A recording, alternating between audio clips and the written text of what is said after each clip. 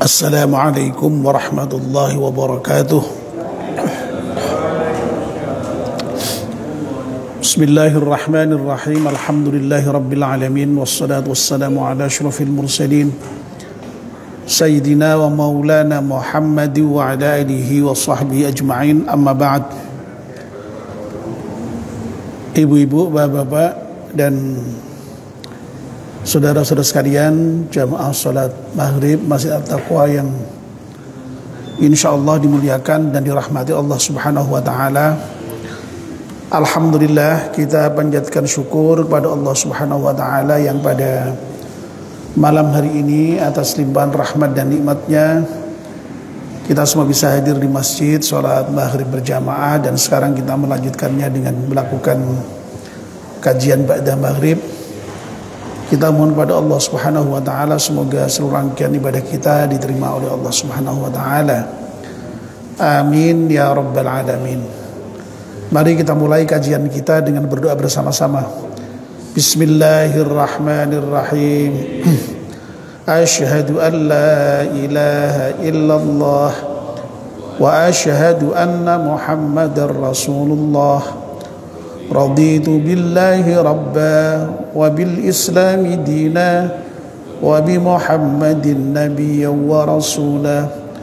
Rabbi zidni ilman nafi'a warzuqni fahman wa hukma wa alhiqni bis salihin. Amin. Bapak dan ibu-ibu, kita masih melanjutkan kajian kita kitab Nasihatul Ibad.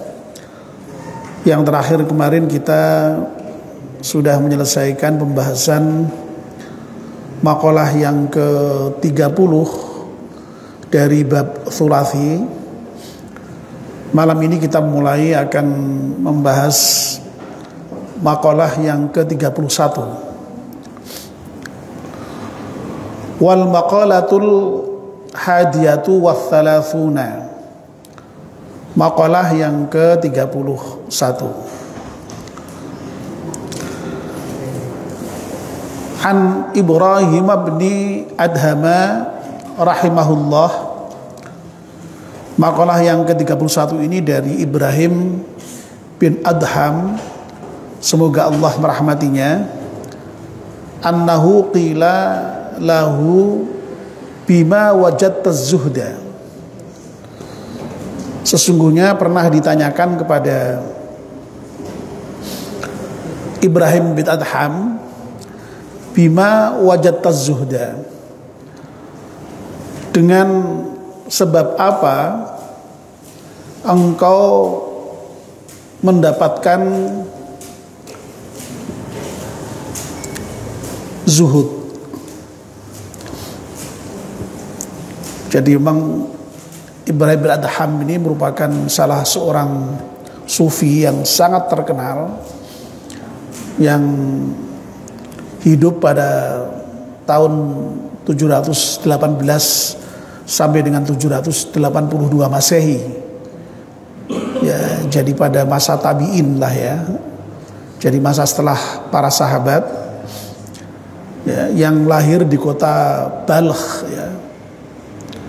Balkh itu Khurasan Timur ya. Kalau sekarang itu ya masuk wilayah Afghanistan ya. Dan ketokohan Ibrahim bin Adham ini sebagai seorang sufi memang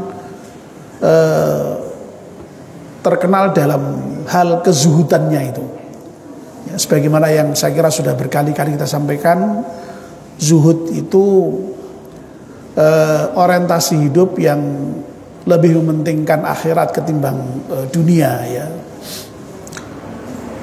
Dan memang nanti diceritakan panjang sekali ya bagaimana perjalanan hidup Ibrahim bin Adham itu yang mengalami ya semacam konversi begitu ya, tapi konversi bukan konversi pindah agama, tapi konversi orientasi ya, dari yang semula seorang raja ya, atau setidaknya putra mahkota, anaknya raja ya, yang tentu saja hidupnya sangat berkecukupan, sangat mewah, tiba-tiba kemudian menjadi seorang sufi yang zuhud, yang meninggalkan seluruh kesenangan kehidupan di kerajaan, lalu mengembara menjadi seorang sufi yang zuhud tadi itu. Ya, itu cerita yang luar biasa, dan itu Ibrahim bin Adham ini memang ya, sehingga beliau sangat dikenal dalam hal kezuhudannya itu. Nanti akan diceritakan panjang. Nah, ketika Ibrahim bin Adham itu ditanya mengenai hal-hal apa saja yang menyebabkan dia itu bisa menjadi zuhud seperti itu, qala, lalu kemudian Ibrahim bin Adham itu menjawab, bi thalathati asya'a, ya, aku bisa menjadi zuhud seperti sekarang ini, katakanlah begitu, karena 3 hal, karena 3 sebab. Yang pertama, ra'aitul qabra muhishan wa laisa ma'i mu'nisun. Aku melihat alam kubur itu begitu mengerikan, begitu menakutkan, sementara saya tidak memiliki penghibur yang bisa menjadikan diriku tenang. Ya. Itu yang pertama. Yang kedua, wa ra'aitu tariqan tawilan wa laisa ma'i zadun. Aku melihat bahwa di depan itu perjalanan sangat panjang, sementara aku tidak memiliki bekal di dalam menempuh perjalanan yang panjang itu. Lalu yang ketiga, wa ra'aitul jabbara qadiyan wa laysa li hujjatun. Dan aku melihat Tuhan yang Maha Perkasa itu nanti akan memutuskan segala perkara di akhirat, sementara aku tidak memiliki hujjah, tidak memiliki argumen, tidak memiliki pembela di dalam menghadapi Tuhan yang Maha Perkasa itu.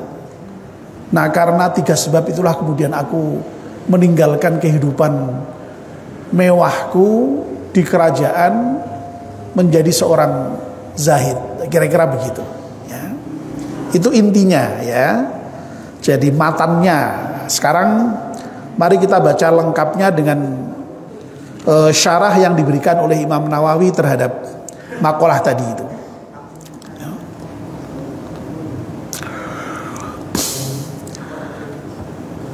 Jadi sekali lagi ya, makalah yang ke 31 ini berasal dari Ibrahim bin Adham ya. Tadi sudah saya jelaskan, Ibrahim bin Adham itu merupakan salah seorang sufi yang memang dikenal kezuhudannya ya. Nah, suatu ketika Ibrahim bin Adham ini ditanya, bima wajadta zuhda, ya, dengan sebab apa engkau itu menemukan zuhud tadi itu ya. Nah, ini diberi penjelasan oleh Imam Nawawi, ai bi ayyi syai'in, maksudnya adalah dengan sebab apa ahbabta engkau mencintai tarka rohatid dunia, meninggalkan kesenangan duniawi, taliban, dalam rangka untuk mencari lirohatil akhirati, kesenangan akhirat ya. Jadi itu pengertian zuhud itu tadi ya. Jadi meninggalkan kesenangan duniawi dan mencari kesenangan akhirat ya. Nah, lalu pada bagian berikut ini Imam Nawawi menceritakan tentang diri Ibrahim bin Adham, agak panjang. Jadi ceritanya panjang, saya bacakan saja. Ruwiya, diceritakan annahu, sesungguhnya Ibrahim bin Adham kana sultanan fi baladihi, adalah Ibrahim bin Adham itu merupakan seorang sultan di negaranya.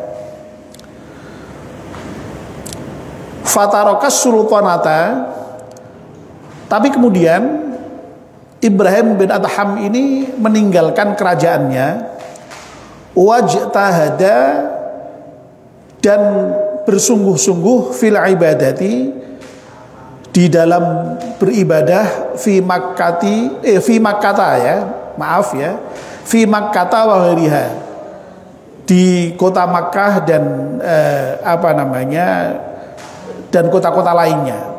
Jadi memang tradisi para ulama dulu ya, ulama baik itu dalam bidang ilmu fikih, dalam bidang ilmu kalam ya, dan ilmu yang lain termasuk tasawuf, itu dulu memang sudah menjadi tradisi itu mengembara ya, dari kota satu ke kota yang lain. Nah, ini juga begitu ya. Dari Balekh yang tadi saya sampaikan, dulu tuh berada di Khorasan Timur, dan kalau sekarang tuh yang merupakan wilayah Afghanistan itu, kemudian beliau mengembara sampai ke Makkah itu ya. Kan di mana jauh itu ya, dan zaman segitu tidak ada kendaraan itu ya jalan kaki paling ya, itu luar biasa itu ya. Tidak hanya di Makkah, bahkan juga di kota-kota yang lain ya. Untuk betul-betul bersungguh-sungguh di dalam melaksanakan ibadah kepada Allah Subhanahu wa taala tadi itu ya. Nah, bagian berikutnya ini ceritakan mengenai bagaimana tadi itu ya, Ibrahim bin Adham mengalami perubahan orientasi hidup ya, dari yang semula merupakan anak raja ya, lalu kemudian meninggalkan kerajaan, menjalani hidup sebagai seorang zahid itu ya. Wa fir risalatil Qusyairiyati, dan disebutkan di dalam kitab Ar-Risalah Al-Qusyairiyah, huwa Ibrahim bin Adham Abu Ishaq Ibrahim bin Mansurin. Nama aslinya itu Abu Ishaq.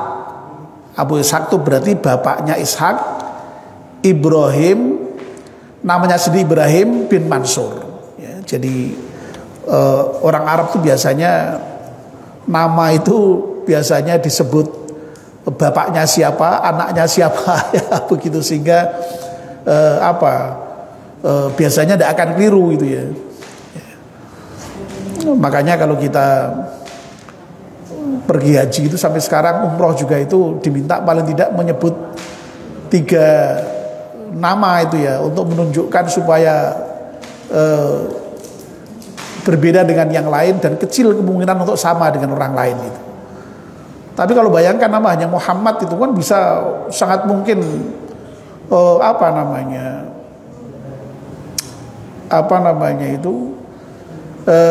sama dengan orang lain itu ya. Nama siapa misalnya Edi itu ya banyak yang bernama Edi gitu kan. Tapi kalau sudah 3 kata itu biasanya kecil kemungkinan untuk sama ya. Nah, ini sekali lagi namanya lengkapnya Abu Ishaq ya, Ibrahim bin Mansur. Jadi namanya sendiri Ibrahim. Ibrahim itu bapaknya Ishaq, Ibrahim itu anaknya Mansur ya, begitu ya. Min Qaurati Balkha ya, dari kota Balkh tadi itu yang sudah saya ceritakan. Karena min abna'il muluki, dan adalah Ibrahim bin Adham tadi itu merupakan salah seorang di antara putra raja yang berkuasa pada saat itu. Nah, fa kharaja yauman mutasayyidan. Ya.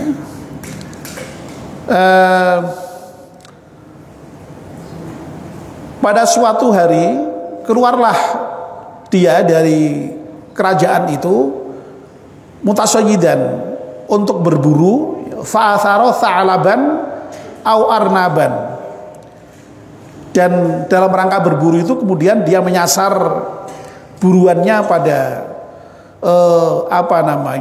kancil dan kelinci, ya. Wa huwa fi talabihi,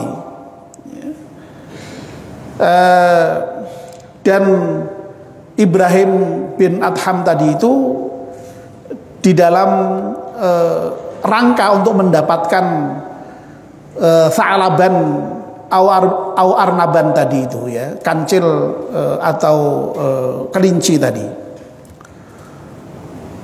Fahatafa bihi hatifun. Nah, di tengah-tengah Ibrahim bin Adham ini sedang berburu tadi, ya, di hutan tadi itu, tiba-tiba ada suara yang menyeru, ya, kepada Ibrahim, dan suara itu tanpa rupa, ya. Jadi ada suara tapi tanpa rupa. Itu hatifun itu, ya. Jadi orang yang bersuara tapi tanpa rupa. Apa yang dikatakan oleh suara tadi yang tanpa rupa tadi itu? Ya Ibrahimu, wahai Ibrahim, alihada khuliqta, apakah karena ini, ya, engkau diciptakan, am bihadza umirta, ataukah karena ini engkau diperintahkan? Ya, ini maksudnya itu ya berburu tadi itu. Ya. Apakah kamu hidup itu diciptakan untuk berburu? Apakah kamu hidup itu diperintahkan untuk berburu? Ya. Ya. Lalu thumma hatafa bihi aidon, kemudian masih ada bersuara lagi, suara yang tidak ada rupa itu. Mingkur busi surujihi, ya, dari pelana, ya, kudanya Ibrahim itu, ya.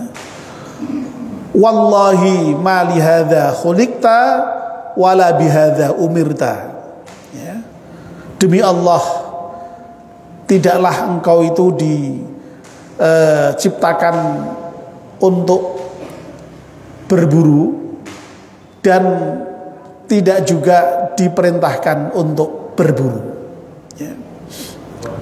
Nah, ketika mendengar suara itu, Ibrahim bin Adham kemudian fanazala an dabbatihi, kemudian dia turun dari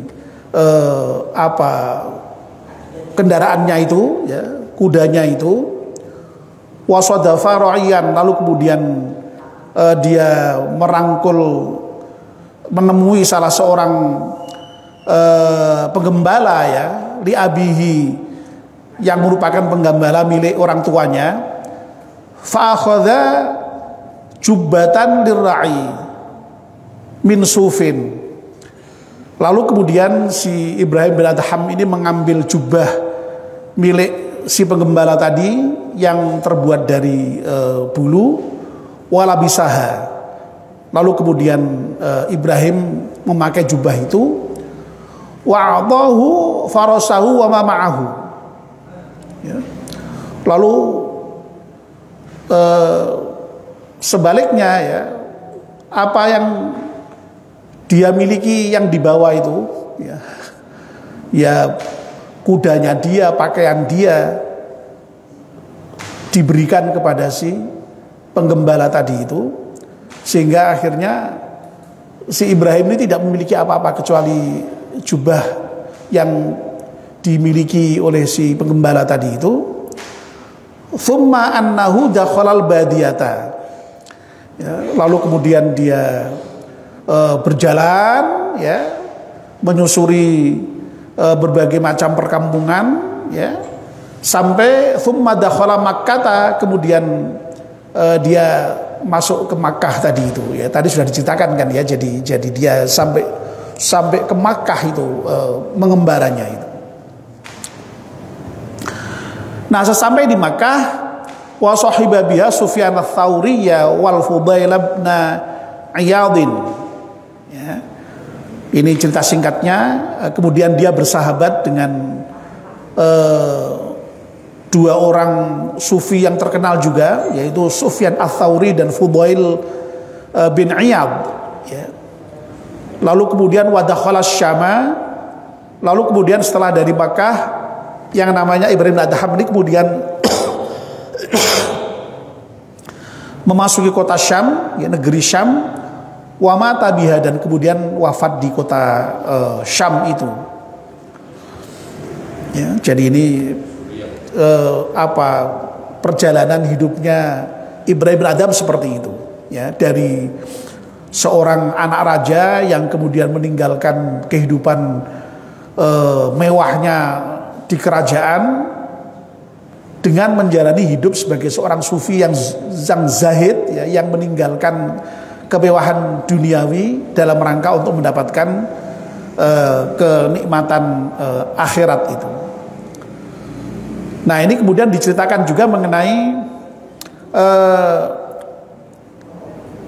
ma'isyah dia, ya, kehidupan dia. Wakana, dan adalah Ibrahim bin Adham itu ya'kulu min amali yadihi. Ya, dia makan hanya dari apa yang dihasilkan oleh tangannya sendiri. Jadi dia bekerja betul, ya. Jadi meskipun dalam keadaan tadi itu, ya, tidak punya apa-apa, lalu kemudian dia tidak minta-minta, tapi dia di dalam mengembara itu bekerja, ya. Mithral hasadi, misalnya, ya, dengan cara bekerja memanen tanaman yang dipanen, ya. Wahizil basat ini, atau juga kalau tidak begitu, ya, menjaga kebun, ya. Wa ghairi dzalika, dan juga pekerjaan-pekerjaan lain lah, pokoknya serabutan apa saja dikerjakan. Yang penting Ibrahim bin Adham ini dalam mendapatkan ma'isyahnya itu, untuk memenuhi kehidupannya itu, dia betul-betul makan dari hasil keringatnya sendiri, meskipun dengan cara yang berat, ya. Menjadi pemanen tanaman, ya, menjaga kebun itu kan, ya, berat. Loh, kalau orang yang asalnya memang tidak punya, tidak masalah. Ini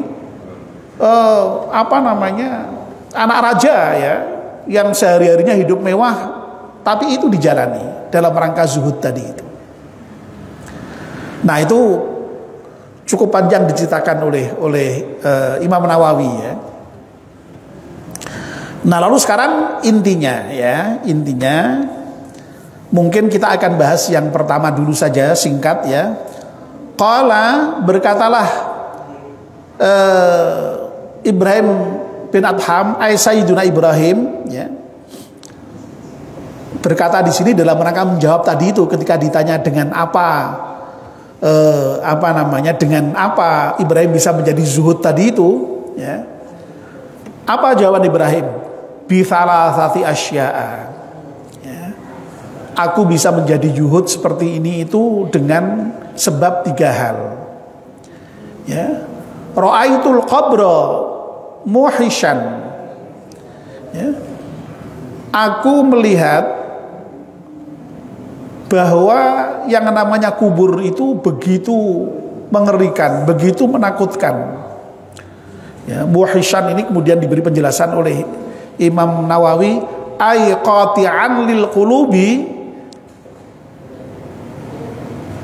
maksudnya yakni memutus untuk hati, an mahbubatihi, dari apa-apa yang dicintainya, ya. Jadi Kubur itu kan menjadi pemutus dengan apa yang dicintai. Kubur itu menjadi pemutus segala macam kenikmatan. Walaisa ma'i mu'nisun, dan tidak ada bagiku mu'nisun. Mu'nisun itu orang yang memberikan penghiburan sehingga kemudian bisa menenangkan. Ya. Aiman yusakkinu qalbi.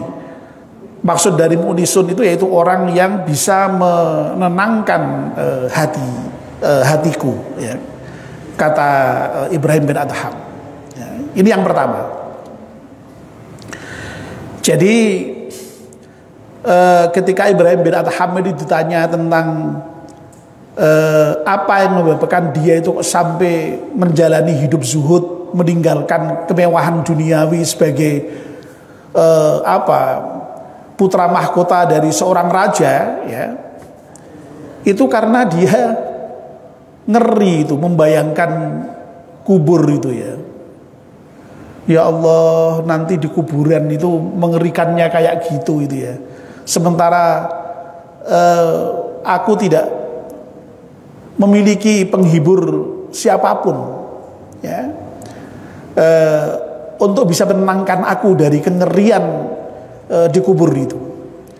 Itulah yang menyebabkan dia sampai kemudian saking takutnya itu kemudian lalu meninggalkan kehidupan yang mewah tadi menuju kehidupan yang zuhud tadi itu.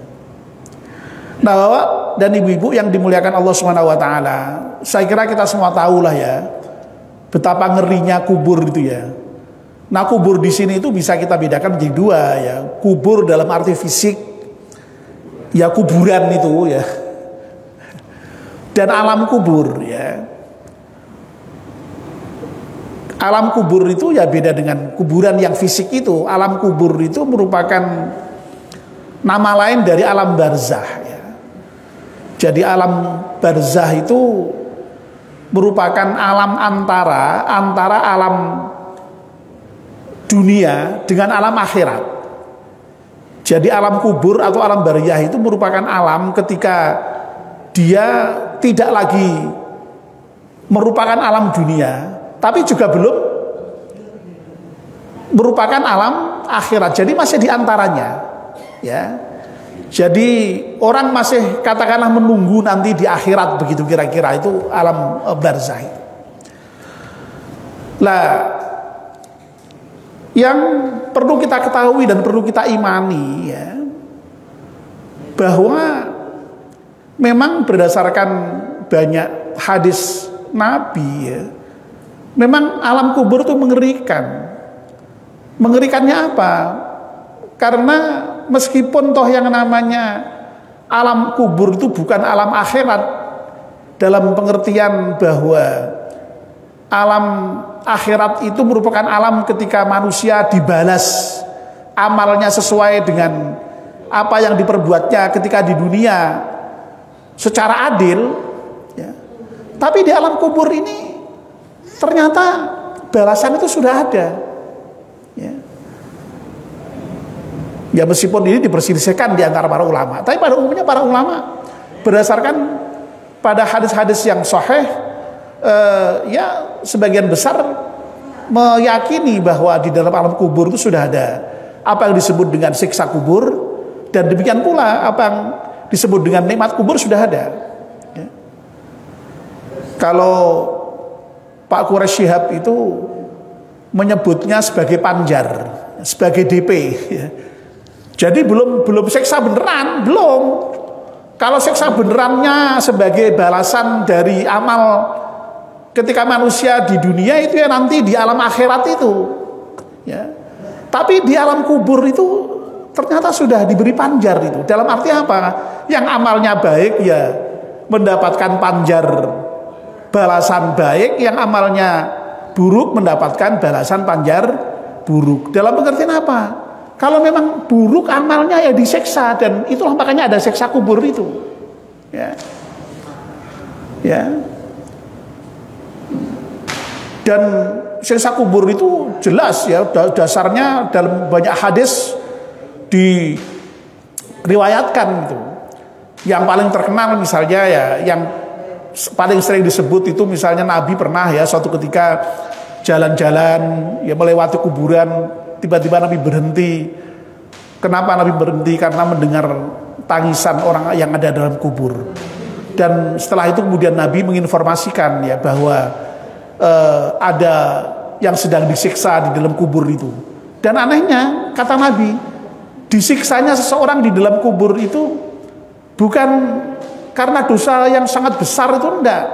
Hanya karena kalau kencing tidak benar cara bebersihnya, dan juga sering melakukan namimah, adu domba. Ya. Lu bayangkan kalau hanya persoalan katakanlah dosa yang seperti itu aja sudah mengakibatkan orang tangisan di dalam kubur ya, apalagi kalau dosanya dosa-dosa yang berat-berat ya, naudzubillah min dzalik. Itulah sebabnya maka sampai ada doa yang secara khusus dituntunkan, yang diajarkan Nabi juga dalam rangka untuk mendapatkan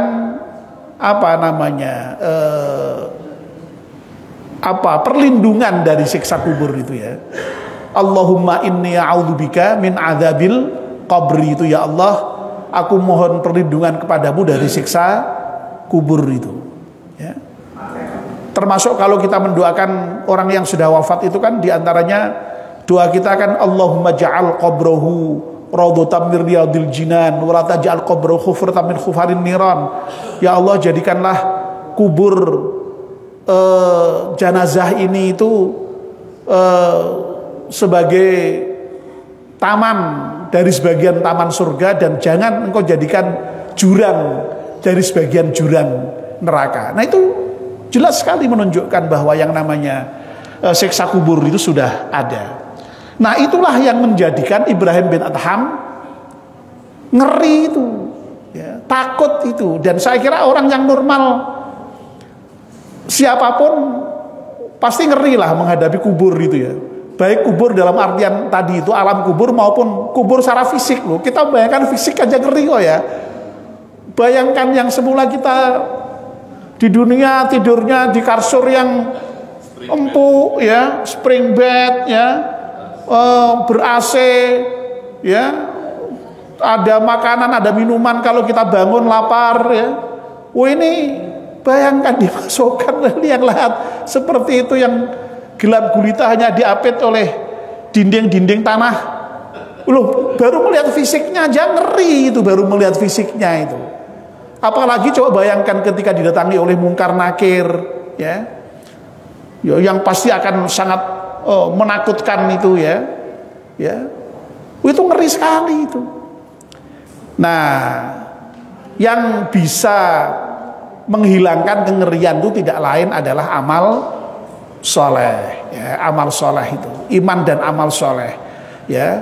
Jadi nanti di kubur itu kalau kita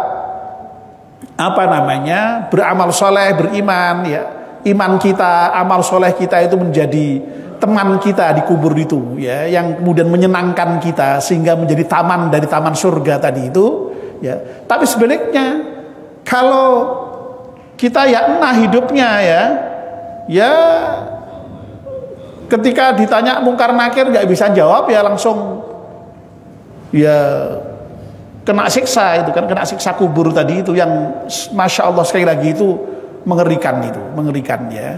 Jadi belum siksa akhirat loh ya, belum di neraka loh ya, belum loh ya, baru khufratan min khufarin niran, baru sebagian baru amping-ampingin rokok lah istilahnya ya. Ya, baru halamannya neraka aja itu sudah mengerikan itu ya. Nah itu ya. Nah itu yang kemudian sekali lagi membuat